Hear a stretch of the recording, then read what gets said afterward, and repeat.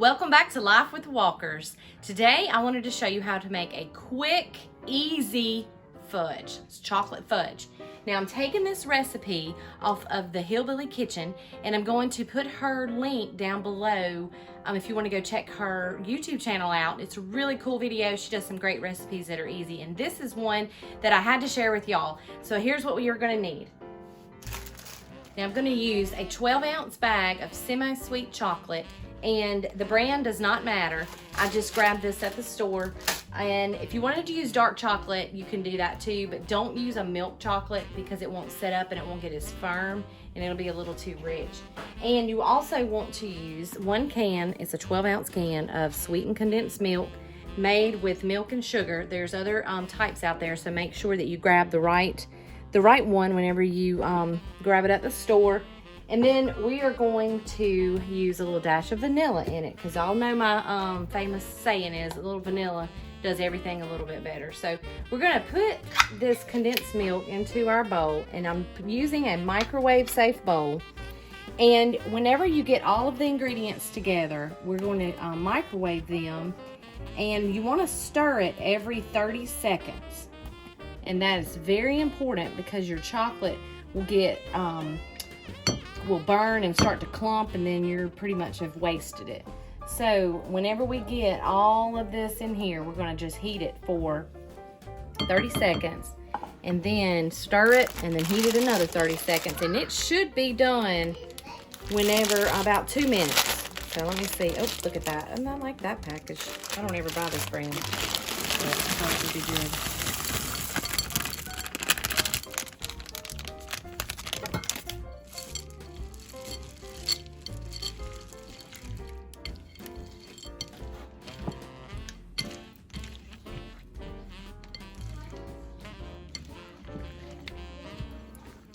All right, I think we've got everything mixed together really good.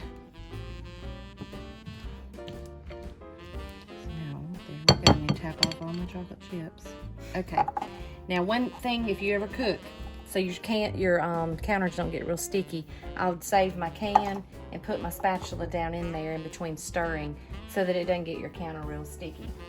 So now I'm going to put it in the microwave for 30 seconds.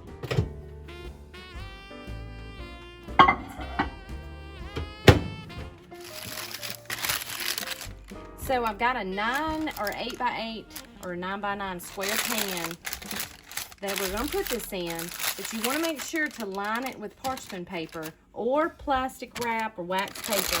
You want to line it with something, or else that fudge is going to stick to it. And if you notice, if you ever use parchment paper, you'll notice that it may come up out of the pan. That's okay, because whenever we pour it in, it's going to all go down.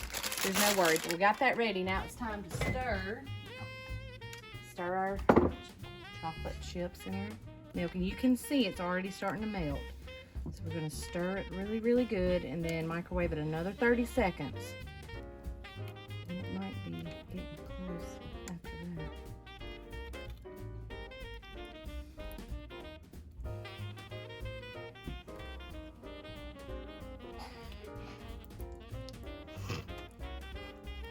La, la, la, la, la, la, la.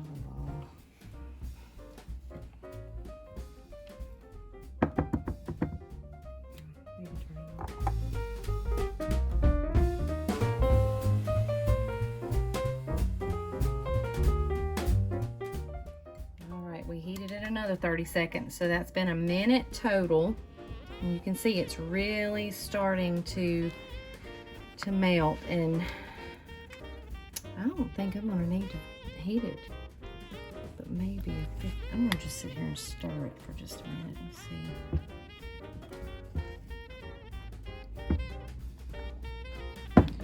Once all of those chocolate chips have dissolved completely and you don't see them in there, don't heat it anymore, because it looks like if I started heating it, it would start clumping up and burning. So this looks about done. So we've heated it a minute, stirring halfway through at 30 seconds, and then I'm going to stir this. It's almost like you have to stir it for a minute. And then if you needed to heat it any more than a minute, Only do it for 15 seconds and then check it, stir it, and then if it's needing more, do it another 15. All right, I think this is ready. We're gonna pour it into our pan.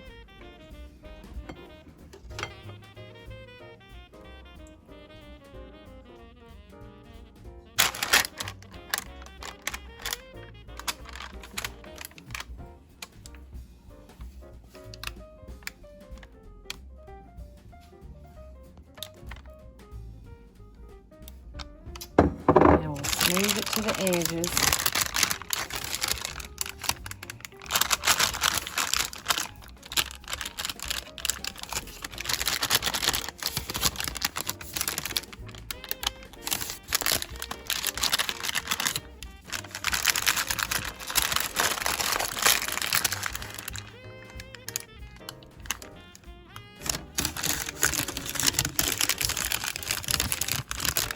It's already starting to get firm, so you want to work pretty quick whenever you get it into your pan.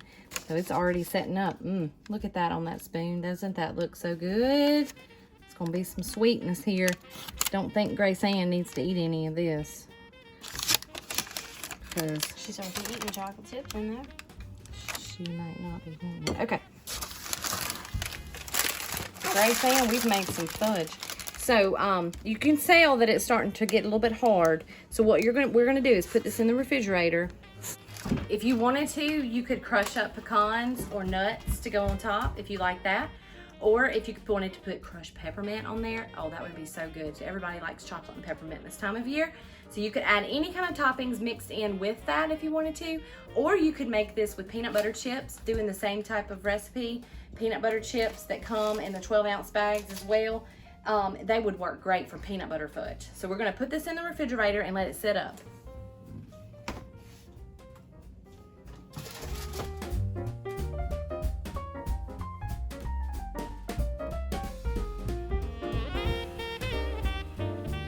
So I let the fudge sit in the refrigerator for about an hour to an hour and a half.